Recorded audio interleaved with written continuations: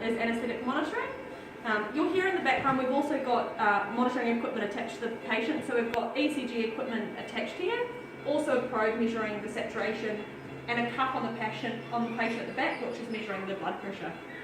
We want to make sure, even though we do have our monitoring equipment set up, that we're still completing our manual checks every 5 minutes. So the first thing we're going to check for our patient is the position of the eyes. So you'll see on our patients that on our patient's eyes they are looking down. If the patient's eyes were looking straight ahead, it could be a sign that they were either too deep or too light. The next thing we're going to check is the palpebral reflex. If this was present again, and you'll see on our patient, there's no blink reflex. If it was present again, it could be a sign that the patient was a bit light. We may need to adjust the isoflurane. The next thing we're going to check is the jaw tone.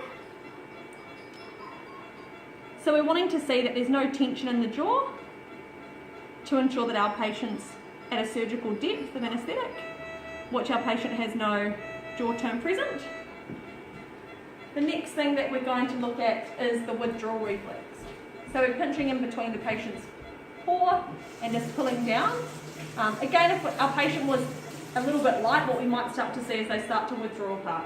So we can see that our patient has no withdrawal reflex. Now I'm going to check for the heart rate.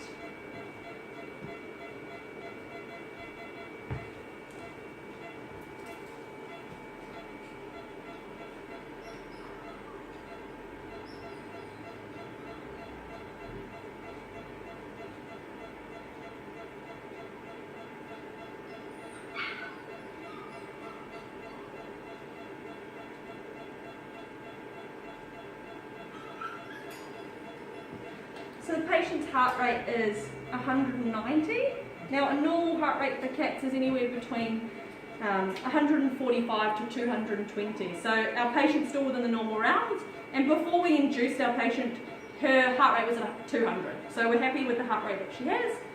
Now we'll just check the respiration rate.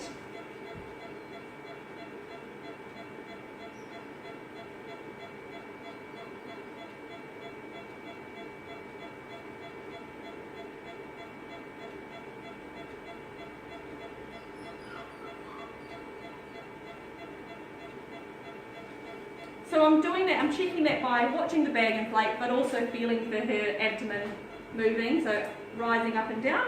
So her respiration rate was 30. Now for a normal cat range, they range from 25 to 40 for the respiration rate. So again, she's within the normal rounds. Now taking into account all her vitals and reflexes, her heart rate and respiration rate, we're confident to say that the patient is at a surgical anaesthetic depth.